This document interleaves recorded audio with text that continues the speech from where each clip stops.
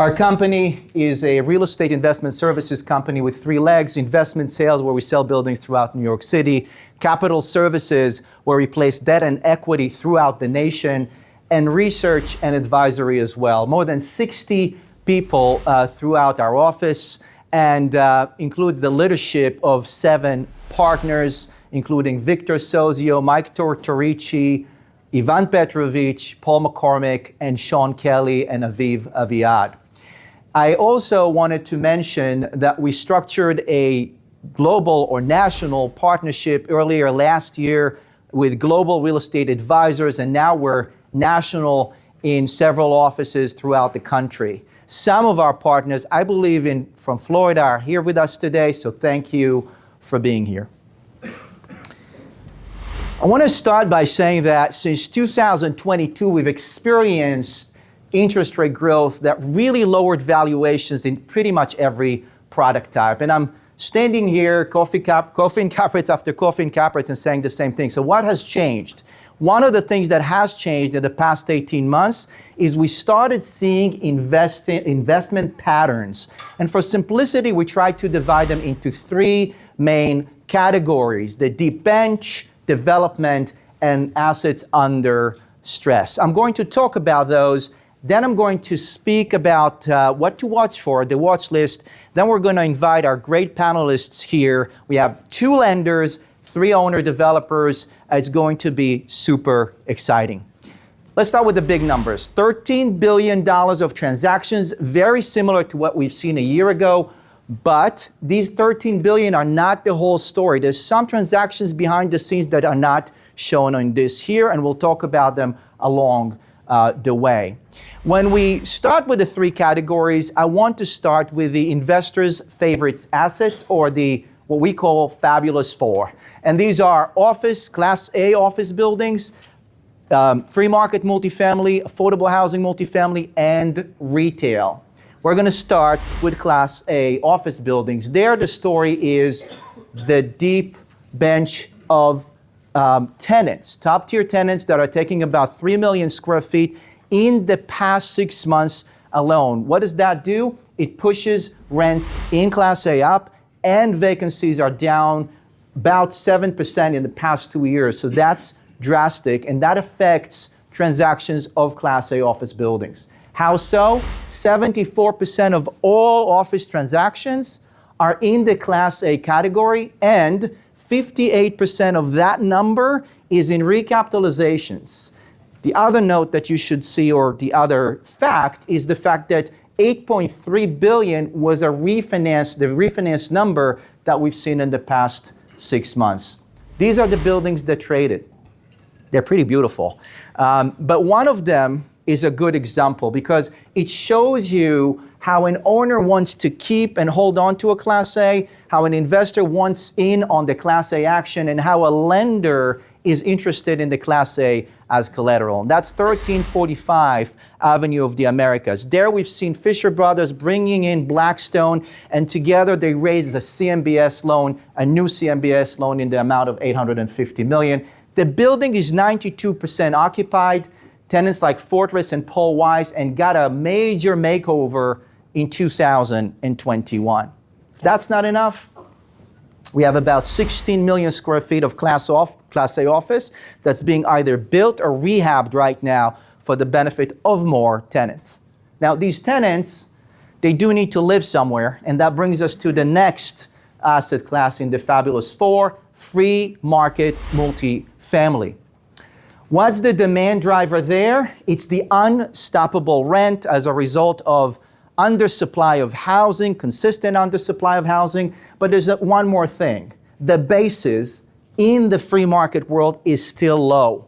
We're talking about 24% compared to peak, and we've started to see some growth in valuations as of last year, which means that the investor conviction strengthens.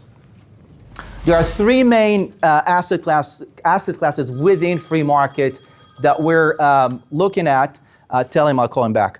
And I want to touch on each one of them. The first one is the institutional newer buildings. They're very similar 2 Class A office buildings the sponsors want to stay in. So you take Taconic, for example, bringing in Aris into their Health Kitchen deal on West 52nd Street. They're staying in the deal. Or Steiner buying out their existing investor and staying in that deal. The second section or sector of free market are the decontrolled, mostly in Manhattan and Brooklyn, multifamily buildings. There you see institutional investors like Hub, who's here with us today. Thank you for being here. I saw him before, as well as Carlyle last year, but also people that are private or have some private money like Peak and City Urban that investing in this category. The last section of free market are the smaller tax class protected free market buildings. The investors there are private. They're in many cases syndications, in many cases international as well. There's one more thing before I move from the free market. It was also transactional from a financing perspective. More than $5 billion of refinances took place in the past 6 months. There's another category of multifamily that is part of the Fabulous Four, and that's affordable housing. What's driving that? It's the incentives. It's the government incentives and the private-public partnerships. The investors there are mission-driven. They want to provide quality, affordable housing, and they need to see a return. These are private groups. These are nonprofits. These are institutions. Very excited to have Meredith Marshall from BRP here with us today. They are a major affordable housing platform. And one of the things he might or might not tell you is that the incentives are super important because many of these platforms are national. And because of that, New York City is competing with other locations. One of the deals that took place, or the largest affordable housing deal that took place earlier this year was related selling to Treadway, which our company, Ariel Property Advisors, brokered. That was an $88 million deal, 602 units, where Treadway managed to extend affordability for a long time and reinvest in the asset for the betterment of the tenancy there. One other thing that's interesting about this specific asset class is capital that's invested kind of behind the scenes. So you saw Sixth Street Capital going into another big platform called L&M. And you don't see that transaction as part of the total transactions that we've shown before. So there's a lot of activity there. A few years back, it was Stone Point investing in Omni, eventually selling to Nuveen. So there's a lot of activity in general in this asset class. And the last of the Fabulous Four is retail. And retail has done really well in prime locations. We've seen Ralph Lauren and Uniqlo this past 6 months buying on Fifth Avenue and Prince Street. They're joining Gucci and Prada from last year, if you remember. But there are also institutions like RFR that joined Blackstone and Acadia from last year, buying in prime locations, and private investors like Premier that are looking at retail in prime locations. So a lot of that is happening. These are the Fabulous Four. They account for about 50% plus of all dollar transactions. And that brings me to the second category, which is a great category, called development. So what's driving development? It's the rezonings and it's the housing policy of last year. And there are several categories that I want to touch on. The first one is the ground up rentals. We saw more than 127 transactions happening in the past 6 months, but most of them are smaller buildings, less than 99 units. Why is that? It's because the housing policy provided a 485X tax abatement and said if you're developing above 99, there's a major wage requirement. What do developers do? They buy smaller buildings or smaller lots to develop smaller buildings. And there are exceptions. One of them is 175 3rd, which is in the Gowanus in Brooklyn, and I'm excited to have Charney Companies and Justin from there to speak about it. That's a 1,000-unit construction site. How come? Because they managed to get the old 421A, which shows us how incentives work when you're an owner-developer and want to develop bigger buildings, you probably need to use this one and not the new 485X. Condominiums, driven by underlying fundamentals, growth about 9% year over year, 37 transactions in prime locations. That's more than the 31 we've seen last year. Our capital services group will tell you that we see a lot more lenders willing to lend on condos, so there is momentum there. And lastly, when it comes to development, it's the conversions. It's the office to resi conversions that definitely affected by the housing policy, lifting the density cap and allowing for the 467M tax abatement. The city is telling us there are 17,000 units that are already in the pipeline as a result of office to resi. And we'll tell you that there are about 13 buildings that traded in the past 6 months also for office to residential conversions. Tom Ortinau from GFP is here with us today, and we're excited to speak with them. They're pioneers when it comes to office to resi. They're developing 25 Water and a few other buildings, but he and his team were prominent and helpful with structuring the 467M or talking to the state about that. So we're excited to speak with you about it when you're ready. That kind of concludes the development side section of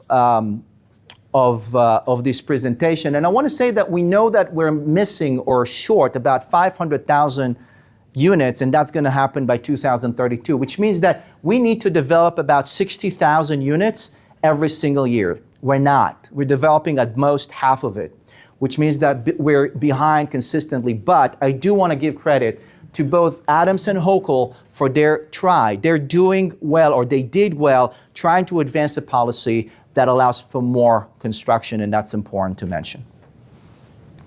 But what happens when you don't have incentives, or when the incentives were taken away? That brings assets to distress. We're going to talk about two specific asset classes here: office, that's B and C, and rent-stabilized multifamily. Let's start with the office. These are office buildings that for this reason or another cannot be converted. It's zoning, or it's the path to vacancy, or the buildings are not conducive to conversion, or something along these lines. And there are two types of owners there. The owners that are not distressed, they're under-leveraged. They have the wherewithal to find tenants, to occupy the buildings, and do well in the short term, believing that over time supply will come down because nobody's building B and C, and some of them are going to be converted. But the other type of owners are those who are over-leveraged, cannot afford to bring new tenants and rehab the buildings, and so they're selling at a major discount, and we're seeing this here. Now, it's not a deep bench of buyers, but it's enough of a bench to know where these deals can trade today, and they're trading because of operational distress. The rent-stabilized multifamily market, it's a little bit of a different story. It's where we saw the perfect storm. We had a legislation that took away the ability to increase rents. We had exponential expense growth. We had very high interest growth, and that lowered valuations by as much as 91% in the past 6 months. Now, the average valuation drop is about 50%. But all of these buildings traded in the past 6 months, and also between 2015 and 2019. So these are real discounts. If you think about it, someone bought a building for $1 in 2018, you give them back 50 cents. That's what's happening in rent-stabilized multi. Now you have to ask us, our company, Ariel Property Advisors, does a lot of that business. Who's buying it? The buyers here are long-term viewers on New York City. They're attracted to the lower bases. That's one of the only reasons they buy. And there's one more thing. They think that HSTPA, the Housing Stability and Tenant Protection Act of 2019, is an unsustainable legislation. They have a good reason for that. 50% of all rental multifamily is rent stabilized. It's 1 million units. And the incentive to invest is just not there. There's no reason to put money back into these units. They're dilapidated. If you look at the valuation counts, they doubled over the past few years. The city putting more buildings into the AEP program than before. And so things will have to change. And at the end of the day, the city and state will have to say, it's either we're providing subsidies and making those buildings, maybe affordable housing, or we're providing the incentives for private money to reinvest and grow rent. The silver lining in this distress is that no matter what you have or what problems you have, you always have buyers. And I love that about New York City. That brings me to the watch list and to start wrapping this up and in a minute call the panelists. So the first thing on our watch list is policy and politics. I want to start with the mayoral election, and I'm going to say very little here. Remember that the real election is in November. And the question is whether the new mayor's policies are going to attract capital or repel capital. That's what we need to know, and that's what we need to think about, I think, in oversimplified terms. The other thing that's related to policy is the big, beautiful bill, which helped low-income housing tax credit by relaxing some of the requirements for debt, as well as adding more budget for the 9% credits. This is going to help ground-up construction and probably also preservation. We're waiting for the state to tell us how it works, and maybe Meredith can tell us more about what he knows, if he knows. So we look forward to that. Capital and liquidity. Capital and liquidity is a big deal when it comes to clearly everything investments. We have more than $350 billion of liquidity in the market, of money that's ready to invest, dry powder. About 20% of it was raised about 3-4 years ago. And that means that we have to use it or lose it, which will push more transactions. Many platforms like Blackstone and SL Green continue to raise money, and some of it is for equity, some of it is for private debt. There's a lot of non-bank debt, and one of our speakers here is going to speak about it. That's Jesse from Derby Copeland, and we look forward to hearing you. But that's a super interesting category of what's happening in the market. And the last thing is global investment is here and is here to stay. It's coming through the different platforms as well as direct. Some of it is because of the weaker dollar. So where are we in this cycle? We think we're in an upswing, not an aggressive upswing, but we definitely saw some growth in valuations as of last year. So in conclusion, one of the things I encourage you to do is to read our reports. They're a lot deeper than what I've done here. And if anything, I hope that we gave you a window into the momentum we're seeing in New York City. But I want to leave you with a few questions. What type of investment, what type of major bets are you willing to take today in this market? And what type of risks are you still concerned about or holding you back? And with that, I would like to invite our panelists, Meredith and Justin and Jesse and everybody else, and Ralph and Tom, to come up here and maybe answer some of these questions. Thank you.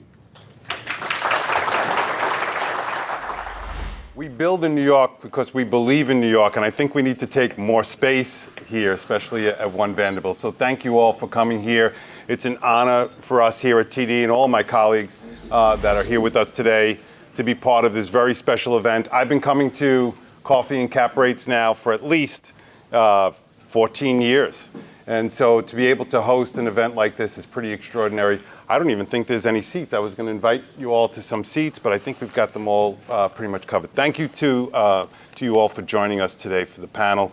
We're going to put Shimon's thesis to test here. We're going to give really live kind of examples and really kind of coordinate that. I have 6 questions, but I'm going to start off first by thanking Tamika and Legal Outreach for opening up the program. And for the interns that are here, if you could stand up and just kind of acknowledge yourself, the opportunity to give young people to experience what we all do every day is pretty extraordinary. So congratulations to all of you.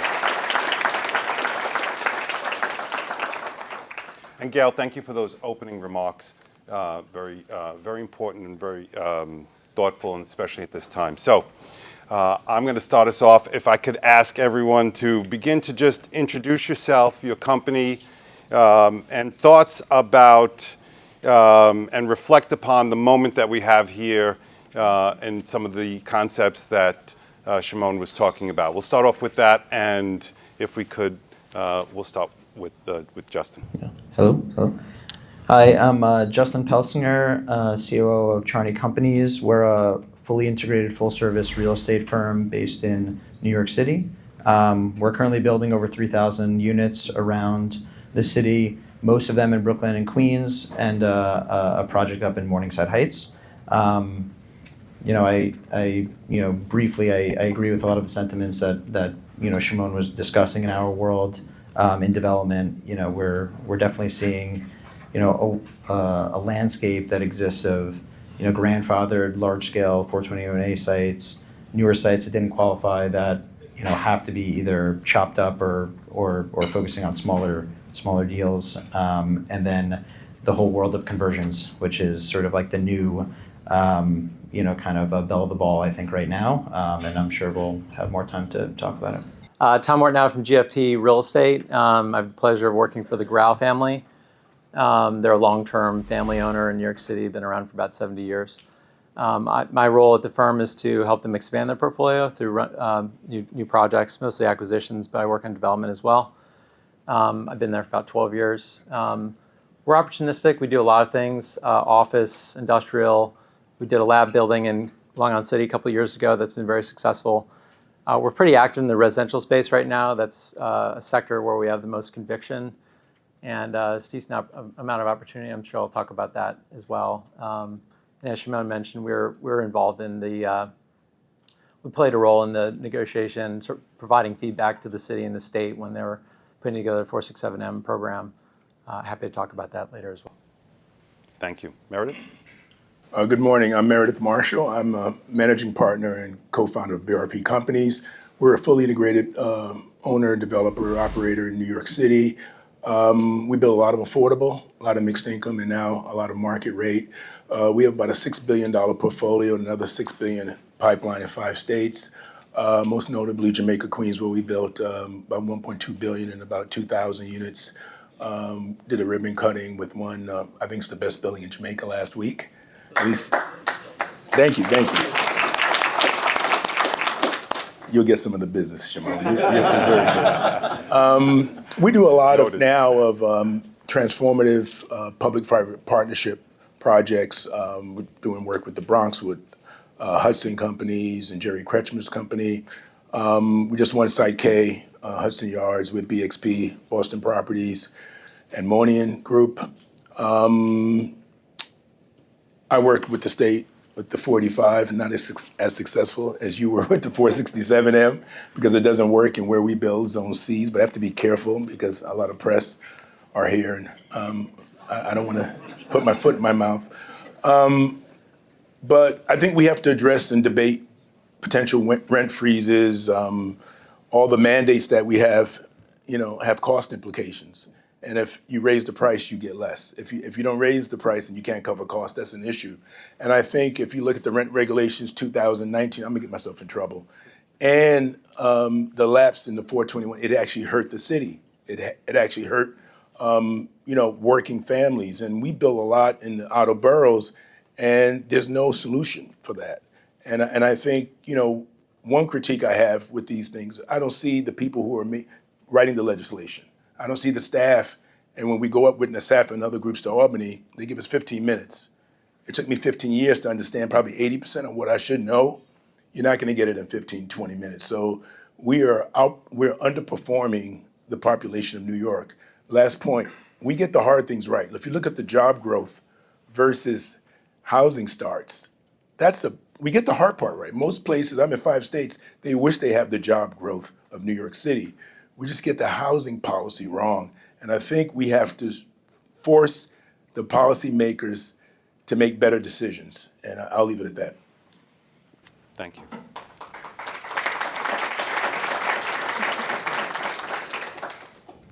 Hi, my name is Jesse Hutcher, founder and managing partner at Derby Copeland Capital. We are a very opportunistic lender, investor in New York City real estate. I saw at least 8 or 9 of our deals up there during Shimon's presentation, so the ones that we didn't do, I'm a little disappointed in ourselves, but we pride ourselves on having a diverse offering of products everywhere from ground-up construction lending, longer-term 5-year financing options, secondaries, mezz, pref, you name it, we'll look at it. And we just raised a new fund to put about $1.2 billion to work across the city over the next 3 to 5 years, depending on project volume. So we're going to be really aggressive in pursuing these deals and helping provide some of this affordable housing, especially through these new programs. So looking forward to talking more through that. Thank you. Appreciate the introduction, gentlemen. Let's jump right into kind of the federal budget bill that was passed that Shimon referenced here. And Meredith, maybe we'll kind of start based on the comments that you made about the job growth and kind of the zoning issue, that we don't get that piece right. And then embedded in that bill, we have the low-income tax credits and the effects of that. And wanted to kind of get your thoughts from that, and then we'll open it up to the rest of the panel. So you want me to talk about the big, beautiful bill? I refer to it as the new federal budget. No, okay, so, okay. I'll just touch upon 2 things. The easy ones first. The 9% credit was, I think, increased by 12%. 9% credits are good. They're very competitive. They cover about it used to be 60, 70% of the cost of a very low income development using the 9% credits. What's more prolific is the 4% tax credit. And you had this, I think, an esoteric feature where you had to cover 50% of the cost of development. Land and construction had to be allocated towards the bonds. And now they relaxed that to 25%. So you can get more bond cap and more deals. And we do a lot of, some people call it fake affordable. I don't call it fake affordable, but it's 25% of the units below 50% of AMI. And we condoed out the tax credit portion. We can do a lot of that now. And that legislation was sort of, I think, lobbied for a dozen years, and they came through. On the flip side, though, is the reduction in Section 8 that's proposed by HUD, which sort of, they help you on one hand, and on the other hand, low-income tenants are really, really helped by rent subsidies. And in this country, only 25% of the population that qualifies for Section 8 actually receives Section 8 benefits. So, the critique is we need the Section 8 should be enhanced, and I think it should be double or triple, because it's an elegant way to get developers to build, because you're going to have support at the lower income levels.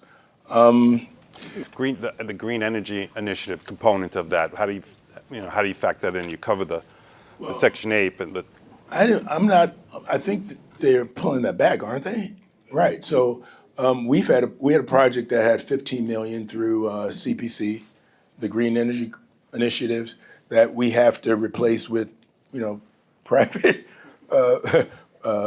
private equity and private debt. Or in this case, I think we have something from another not-for-profit. But we use all the tricks in our developments. Brownfield tax credits. We had a deal in Jamaica, Queens, our first deal. We had 11 sources of capital, and if you take something away, you have to fill the gap. And folks, I used to have an afro when I started this stuff. Shimon also, right? We had afros. You pull your hair out. You get that. You pull your hair out trying to fill the gap. So if you take something away, something else has to replace it. There's no free lunch in our business. So I hope that something could ameliorate what's been happening. But we use green energy credits a lot, and a lot of our buildings are designed 100% electric. Particularly we're spending a lot of time in Westchester, outside of New York City now, because other people, for example, we have a deal in Atlanta. We've created, I'm giving it away, our competitive advantage. We created a synthetic 421A, and the folks say, oh, so we can just give you zoning and as a right tax credit, and you could build more? We want this stuff. What we're taking away in New York, what we had right in New York, the as of right features, other municipalities now are offering the same thing that we created, 50 years ago. So I think, we have these additions like the, reduction, in the bond test and the 9%, but at the same time, you're taking away Section 8 benefits. It doesn't really add up. So I think it's a net negative. Maybe it'll be addressed, when Congress comes back. But I think that's an issue. When you take away the green credits, you just take away another source that we have to find elsewhere. Got it. Thank you for that. Justin, over to you for your thoughts on the budget. Sorry. I think when you step away from some of the affordable stuff, some of the benefits that was added to the budget, obviously the 100% depreciation that was brought, that a lot of people are going to be looking to take advantage of, and hopefully that'll, draw more capital into the real estate sector. Making opportunity zones permanent, I think, will lead to more investments. We're in the Gowanus section of Brooklyn on the east side of the canal. That's an entire opportunity zone. We're building 1,200 units that are all structured and are either open or actively getting built under opportunity zone. That was a big aspect of creating that sort of liquidity in the market. I think that it's yet to be seen, depending on where the new census tracts end up laying out, how much some of that opportunity zone capital ends up moving into the market, because those aren't going to happen until 2027. So those are for new projects in 2027. Right now you can continue investing in opportunity zones. The benefit of the opportunity zone is not that strong right now. The deferment only goes to 2026, so there's essentially no deferment left. There's no step up in basis. So a lot of the benefits and a lot of the liquidity that we saw of opportunity zones was really during that 2020. 2019 to 2022 time period, especially when you had the crazy rise in the stock market, because there was so much gains being realized and people finally had an opportunity to do something with them. You're not seeing it as much right now, but I think that depending on how those censuses shake out and whether or not people are still looking for the 10-year hold tax benefit, which is still there, and they're okay leaving off the deferment and the step up, that might be something that's very attractive. It's a beautiful project there in the Gowanus. So I grew up a couple of blocks from there. I don't know if anyone could tell from my accent that I'm from Brooklyn, and that it's getting stronger as I'm getting older. But thank you for that. Tom, over to you. Yeah, we don't work as much with subsidy in our projects as some of the other folks. So we don't really pursue opportunity zones as a kind of a purpose strategy. So I don't really have that much to add, aside from the fact that obviously it's really tough when you take away Section 8, putting aside sort of the policy hat, when folks are relying on that to pay their rent and then it goes away. It's really, really rough on, I'm sure, the tenants as well as the landlords. So I would hope that there would be a better solution there at some point. Opportunity zones, yeah, I think it's probably going to help bring liquidity to projects in those locations. We don't purposely pursue projects because of that, but I'm sure it'll help bring more projects. Thank you for that. Jesse? Yeah, I think tying to the opportunity zone side, while we're not directly involved with many of those projects, it's always interesting to see that most of the previous funding from the opportunity zones actually flowed into New York. I don't believe any other place was as large of a beneficiary. So I think it's great that there'll be continued investment in New York, I'd imagine, on the opportunity zone side.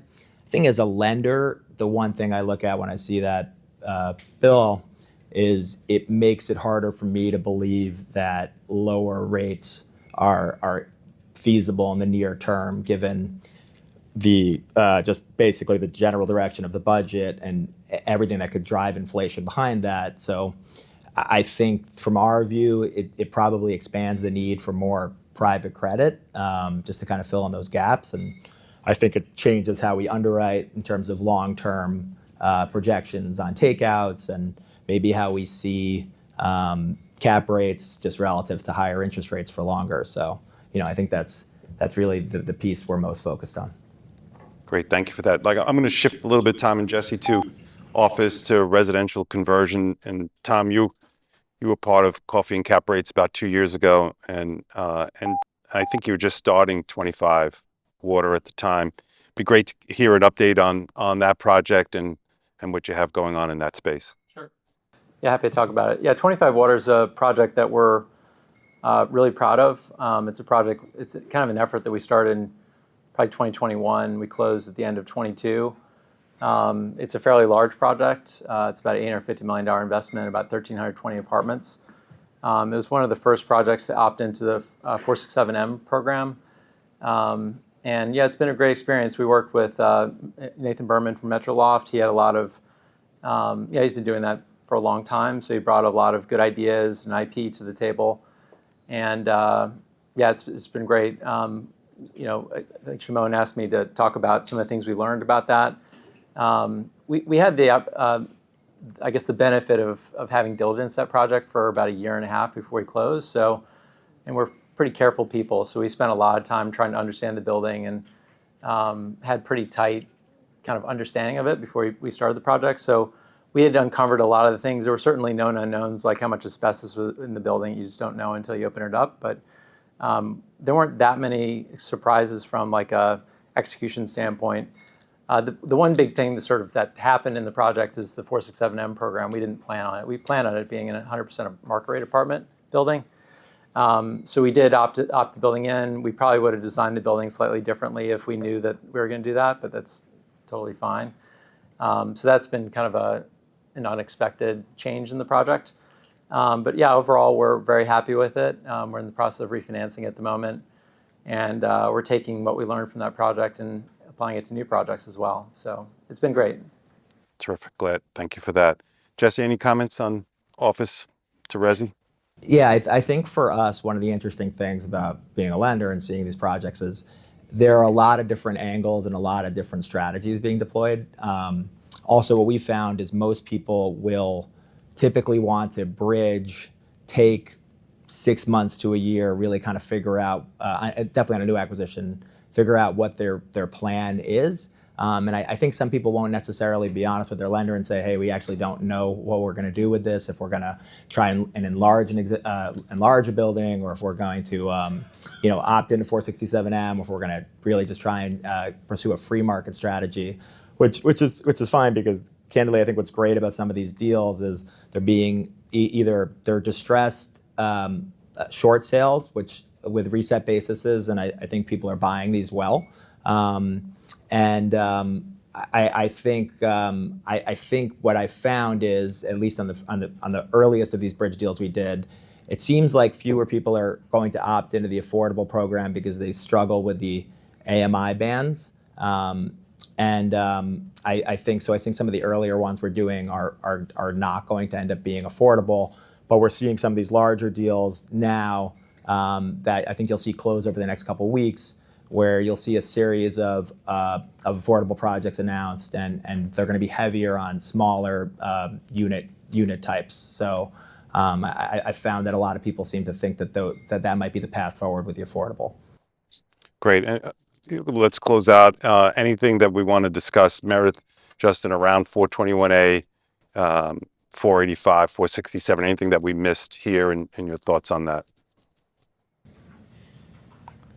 I mean, I think that what you are seeing with 420 and 45X is just how powerful, thoughtful legislation actually is. I use the example of 175 3rd Street because that's a recent acquisition for us, and it's going to generate 1,100 units. 25% are going to be deeply, permanently affordable, right? So 60% AMI and permanent.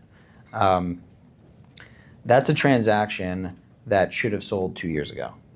Okay, that site had a pile on the ground. It could have been built under 421A, but nobody was willing to take the risk, and no lender was going to finance that with the assumption that you were going to be able to complete it by 2026, right? Like that just wasn't going to happen. So you had a site here which is one of the best sites in Brooklyn, right? And it's large, it's scalable, it's going to generate a ton of housing, and it's just sitting there, and nothing can be done with it because Albany is trying to figure out how to kind of create a program that is somehow perfectly aligned with giving everybody kind of what they want. And sometimes when everybody gets a little bit of what they want, everybody kind of gets nothing, right? So that's a site that this Governor Hochul overlaid that area with a state level abatement that kind of unleashed a lot of financing, but it was taking time for it to be final.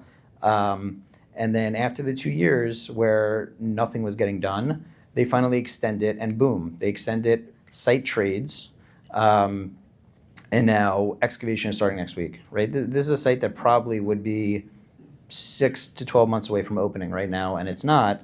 And it's going to be amazing, and it's going to create a lot of housing. But that I think is what you see when legislation is held up. You actually see tangible things traded there. So. I think just, is it Justin? You just made the point. Gowanus was sort of grandfathered, right? But then we're left in Jamaica, Queens, and Harlem, and Central Brooklyn with the new 485 that's worse than the old 421A. So we made it worse. And the uncertainty, the reason it didn't trade, because you had to complete those sites in 2026. Lenders and equity investors will say, look, what if you complete it in 2027? I have basically regulatory risk exposure.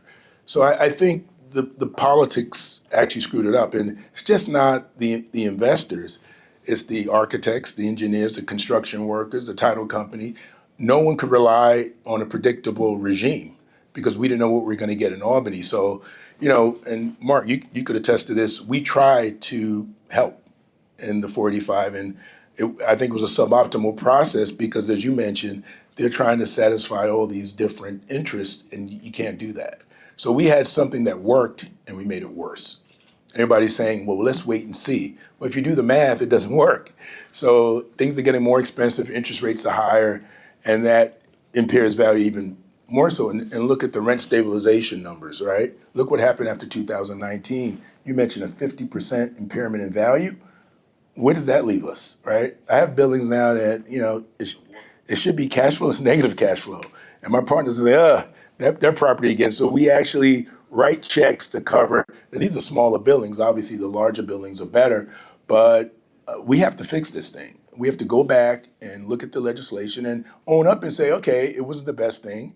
Let's take I do it all the time in my house. My wife and kids tell me I'm wrong all the time. And I go, I have to make a better decision next time. Why can't we do that with bad legislation, right? I don't understand it, right? The data is very powerful. And you make a compelling case that we should bring you to Albany. I'm serious, because it's just when you see the values, and mom and pops, those small buildings, the big fat cats don't own those things. They think they're hurting, the guys who are big. They're not, right? It's really mom and pops and small operators, folks who got in the game, and they don't have a management staff. They manage their own buildings. They're hurt. So I think we should sort of get together and maybe try to fix these things from 2019 on up until 45. Okay, Shimon, we have a takeaway here. All right. We definitely have a follow-up. So at this point, I'm going to kind of channel a little bit of Michael Stoller. One thing that I loved about his program was he had a crystal apple, and he would do looking into the future, right? He would talk to the apple and say, okay, what's the future going to bring around interest rates, around just whatever the topic of the moment was. And I love that, and I will always remember the crystal apple. I got to get one for my office for sure. But I'm going to ask you about that, opportunities, the future. What does it bring? New York City, the metro, across the country, in kind of how you're thinking about your business. Meredith talked about kind of taking concepts that we honed here and now applying them in other locations. Really want to kind of get your thoughts around asset class. It's a long question. Affordable housing, development. But really, from a future perspective, I think the interns will benefit from that wisdom that you'll share with us. What do you find attractive Tom, also from an office perspective, want to hear about that. So maybe you could lead us off. Sure, thanks. Yeah, the great thing about New York, the thing I love about it is it's a very dynamic place. I'm sure a lot of people here appreciate that. So it's also over liquid. There's a lot of capital that wants to invest here. So there's a lot of folks that are, making deals. Sometimes they get into trouble. We try to be sort of a trusted, comfortable counterparty that people can bring in to help clean up some messes that happen sometimes. As it relates to what asset classes, we're spending most of our time in the residential space. I don't have to explain. So Shimon was very articulate in showing, why rents are going up and why values are going up. We're comfortable with that dynamic. So both in the city as well as in Jersey.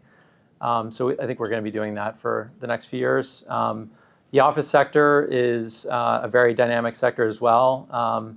Shimon is totally right. The A space is doing the best. The B space has been suffering. The B space is where the Growls, who I work for, own a lot of property, so we understand that sort of sector pretty well. It's still very difficult to invest in that sector, but at some point, I mean, the sector is improving. Like if you have a really great avenue building, a good landlord that, I think the Growls are thought of as being a pretty, a landlord that leasing folks are comfortable bringing their customers to. There will be a moment where we're probably more comfortable investing in that sector. It's just been hard, mostly just because the rents have been down and concessions have been pretty high. So, but we look in other things too. We like the industrial market. It's been a little bit slow. I talked to an industrial broker yesterday. He said it's still been sort of sideways, but we'll track that. Life science has been tough. I think we built one of the only buildings that really got leased well. We're going to continue tracking that. Really anything that relies on venture capital to drive tenant leasing. So the tech sector, life science has been tough. Since the interest rates blew out, VC has been really taking a nap, let's just say. But we'll continue tracking that. It's a place that long term we think there will be opportunity. So yeah, long way of saying we like to remain opportunistic. We have our eyes open. We're careful folks, so we try to pick our spots when we're really just very comfortable, and we'll be there when there's opportunity to pursue. Thank you, Tom. Jesse?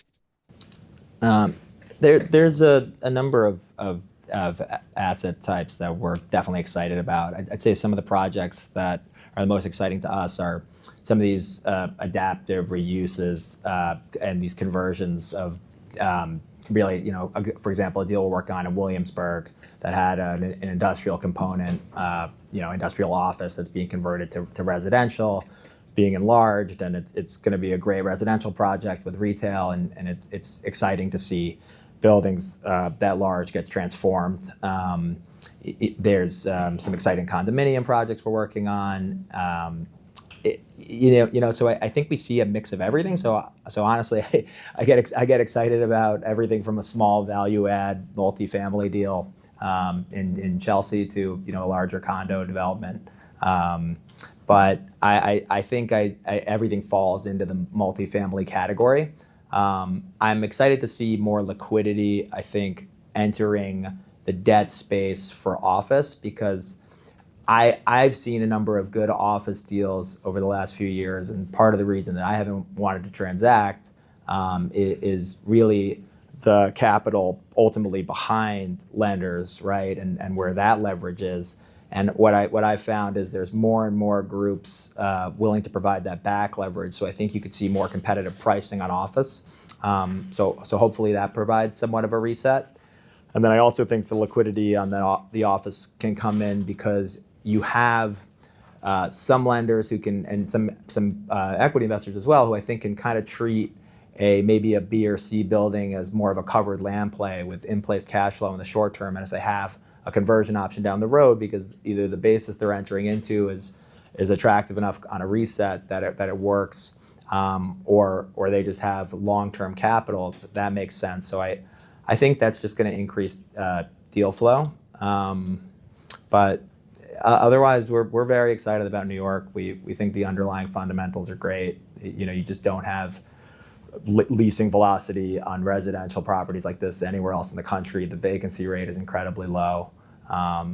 I feel like people have rung the death knell for us multiple times. 2019, good cause eviction, COVID, and I feel like the market continues to remain strong. Obviously, there's problems that we've all addressed and room for improvement. But I remain a long-term believer in the city, and I think we're excited about what we're seeing. Same, the job creation piece that Meredith spoke about really resonated for me. Justin, the crystal ball, the crystal apple, I should say. For us, it's mostly just going to be residential. We're not touching office, at least office for the purpose of being used as office. New York City needs to be building over 50,000 units a year just to keep up with demand. We are not doing that. We haven't been doing that. I'm not aware that anybody thinks we are going to be doing that. There's a lot of funky permit data just surrounding, putting piles in and things like that. When you kind of strip out all that stuff, you're just not close to it. So I think the underlying supply and demand dynamics of residential for the foreseeable future are going to be there. I think it's all just going to be a matter of like, how do you get it built, right? And depending on the neighborhood, that might look like, much more approachable condo product. It might look like, office to resi conversion product. Depending on where politics go and how much, liquidity opens up, it might end up looking like lots of pure affordable housing. So I think the world of residential is going to continue to perform well in New York City, and that's where we're going to put our money. And I'm going to follow that up with the next question on that. But over to you, Meredith, on your thoughts about future opportunities. I thought I escaped that question about the future. I was sitting quiet. You got me. I haven't been around for these cycles. You see, this is a weird time. A lot of uncertainty, tariff uncertainty, you have regulatory uncertainty, you have NIMBYism that's being abated a little bit, right? City of Yes, other places are saying, well, maybe we should open up a little bit. And I see convergence because I was in a world, I was a market rate guy. People think we started affordable. We got affordable with the Great Recession. I didn't know what a tax credit was until 2007. And then we became masters of tax credits. And now we're doing more mixed income where it has a private equity profile. But because we know the affordable stuff, we have a competitive advantage, right? And I see that everywhere. We're in 5 states. I'm running up 2,000 units, and everything looks the same, right? The newer units, well located, amenity-rich buildings, we're renting up like 10, 20%, better than underwritten rents. And we're getting sort of a mix, the demographic mix is spot on. Where we have the problem, believe it or not, is the 100% affordable. Because you have all these constraints. It has to be 40% of AMI, 60% of AMI. You can't make $1 more. Oh, you got a bonus, you don't qualify. That's harder to do. And I'm gonna give this away. We did 3 projects in Jamaica, Queens. One was 100% affordable, pretty much reaching the same income levels, a third low, third moderate, third market rate. And we used an opportunity zone. We had a $300 million investor, pure equity. We put in $15 million of our own money, no debt. And we did the third project. We got a $200 million loan from AIG, and we got $140 million in equity, 70 from a sovereign wealth fund that I'll disappear if I mention who they were. I shouldn't say this, but the easiest transactions were the private equity transactions and the OZ transaction. The city-funded transaction, we had 11 different sources of capital. We had state demolition grants. We had low-income tax credits. We had Brownsfield tax credits.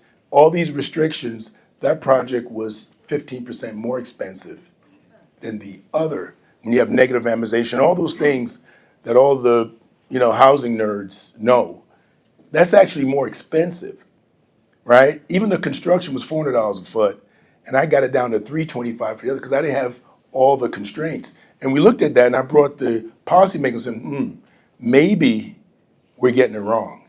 Maybe we should subsidize the rent, stabilize stuff at 1%, subsidies, and make that permanently affordable because look at the acquisition cost.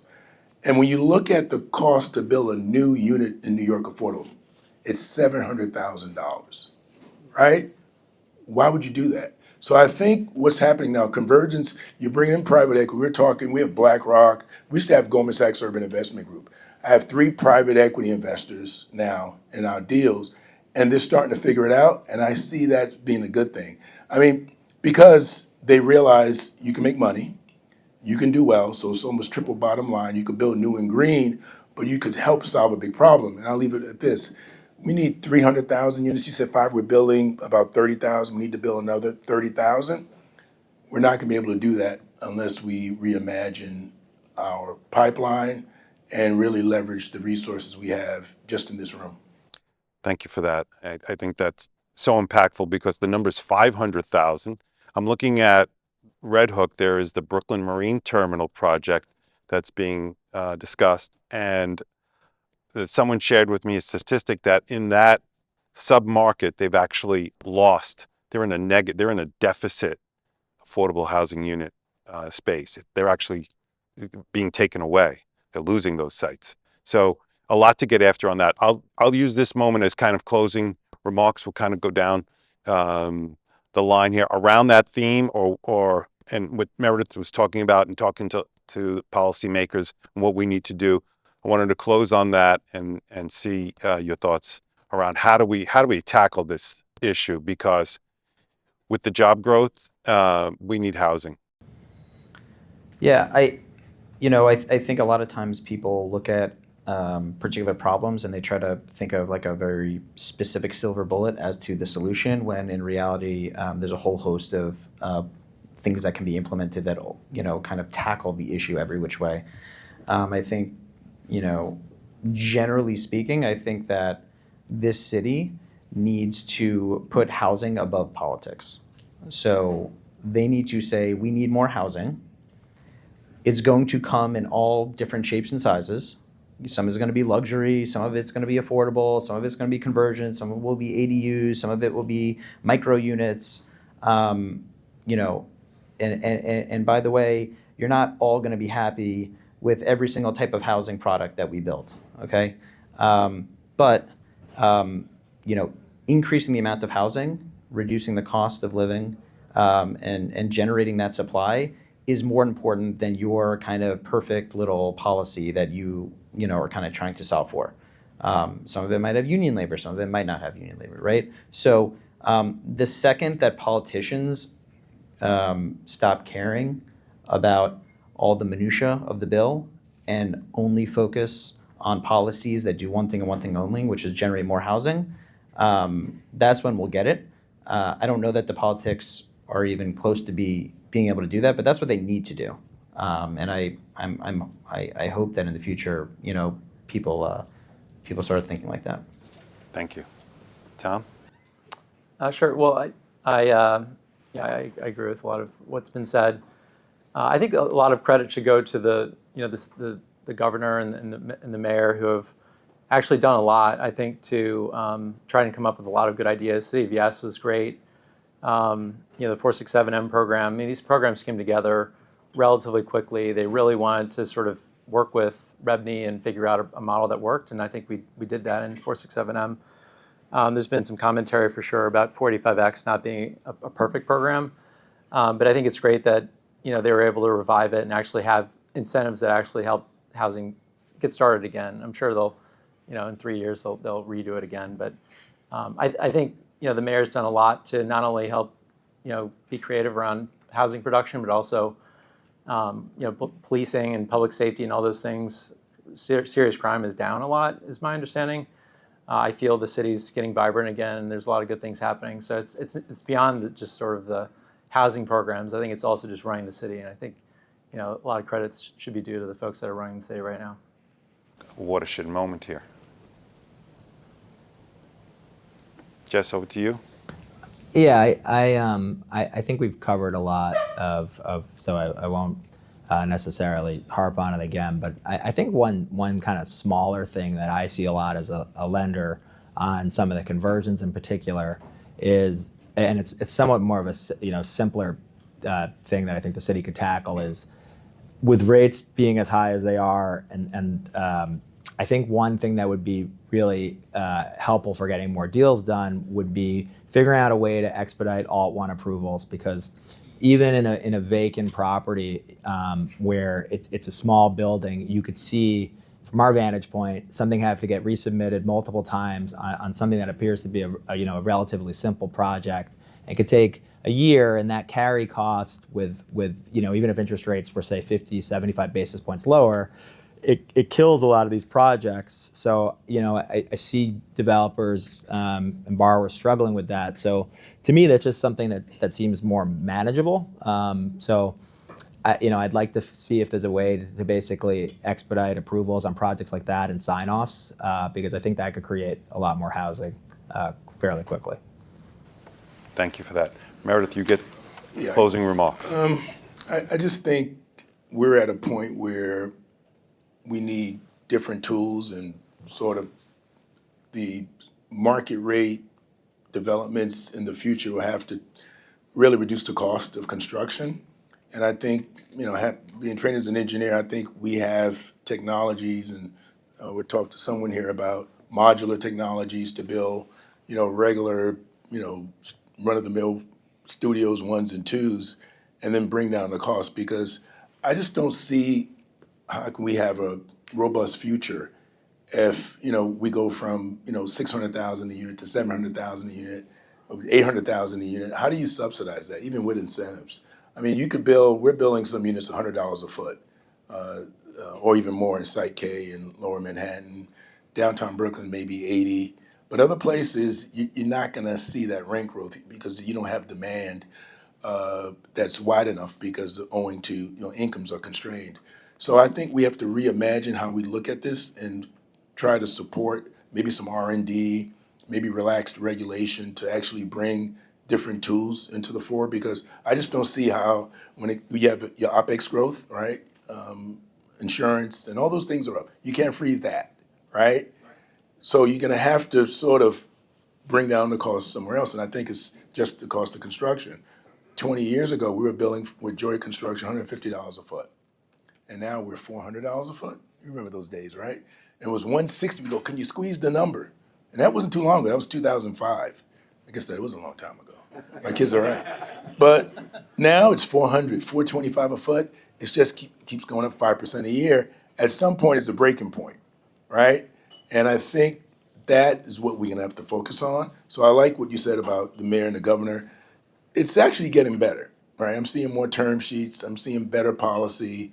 But the weak points are there, and it's basically how do you sort of, reduce the cost curve? And I think we should focus on that. But I'm feeling good. Like I say, I'm seeing more term sheets. I think we'll close on 6 deals in the next 12 months, major deals. And the equity there, I'm seeing debt term sheets. I'm seeing more people coming into the market. So, I'm hopeful. I have to be optimistic because we sign personal guarantees, right? I'll be suicidal. But, I'm encouraged. I'm encouraged with this meeting. And I think folks are finally getting it right. I think NIMBYism is there, but it's weakened. And I just think we're going to have a better future as long as interest rates come down a little bit and we bring more sanity into our policymaking efforts. Perfect. Thank you for that. Thank you for closing out such a wonderful, compelling conversation with the four of you. Let's round of applause for this amazing panel. And thank you all for attending. This has been a very special coffee and cap break for us. And I think maybe policy and something will be our next maybe venture into gathering us all together. So thank you for an insightful and a really deep conversation. So thank you.